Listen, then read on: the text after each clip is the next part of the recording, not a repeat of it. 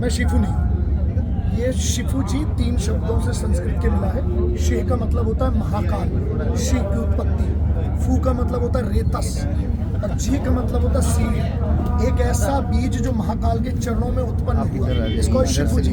Shifu is a Chinese thing. China का तो हम लाइट न खरीदें, झालर नाम कहाँ से खरीदेंगे? सो दैट्स जी मैम, बताइए। तो आज आप अयोध्या में आए हैं और ये बदली हुई अयोध्या देखकर कमाल। आप क्या कहेंगे? कमाल है।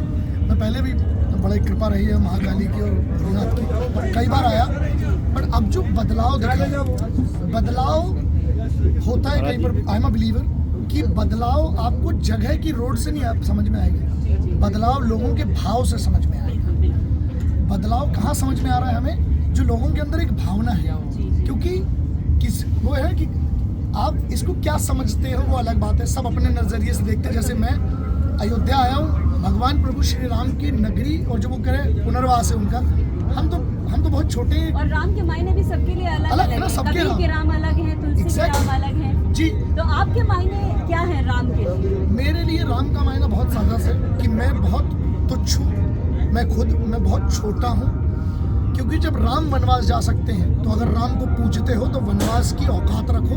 पहली बात, आपका राज्याभिषेक हमेशा वनवास के बाद होगा। मतलब संघर्ष, युवाओं को संदेश भी है कहीं ना कहीं कि संघर्ष के बाद राज्याभिषेक या उत्कर्ष मिलता है। जी।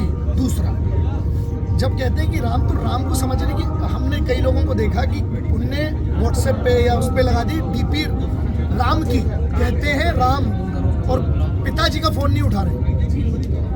दशरथ ने कहा तो प्रभु चले गए, तो पापा का फोन नहीं उठा रहे, तो ये भक्ति गलत है। अंदर से मानना पड़ेगा, पहली बात। दूसरा, हम बजरंग बली के चेले हैं, पहलवान लोग हैं, बजरंग बली के चेले, तो हमें बजरंग बली समझ में आते हैं। हमें एक बात है कि बजरंग बली अगर किसी को मानते हैं तो मेरी बुद्धि से बहुत बड़े हो गए। तो जो बजरंग बली को मानते हैं, बजरंग बली जिनको मानते हैं, हम उनको मानते हैं, पहला। दूसरा, फिर से मैं कहता हूँ, मेरे लिए राम राष्ट्र है। मेरे लिए राम कहाँ पर है? वो कंबर में भी है, कृतिवास में भी है। राम अंत में भी है, आदि में भी है, शून्य में भी है। तो राम धनुष में राम, तीर में राम, भारत के हर वीर में राम। धनुष में राम, तीर में राम, भारत के हर वीर में राम। तो अपने हमारे राम मेरे लिए क्या है? आपका सम्मान करना मेरे लिए राम है।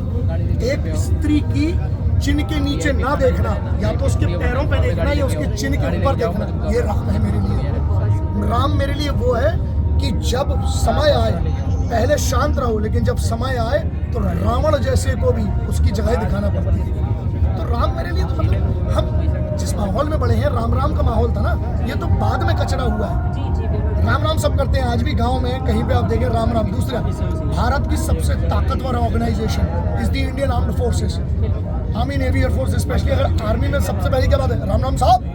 तो क्या बोलता है? राम राम साहब। धर्म नहीं, यही तो बात है। जब आप बाप को धर्म से जोड़ रहे, चलेगा, बाप के बाप को तो मत जोड़ो, ये तो सबका बाप है।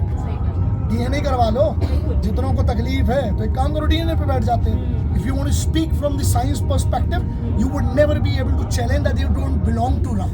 That's why I said, तुझ में राम, मुझ में राम, सब में राम, सबके राम। और जो ना माने उसके लिए हमारे बाकी भाषाएं भी अवेलेबल है, देख लो। बिल्कुल, राम कण कण में है, राम। जय श्री राम, जय श्री राम, वंदे मातरम। जय श्री राम।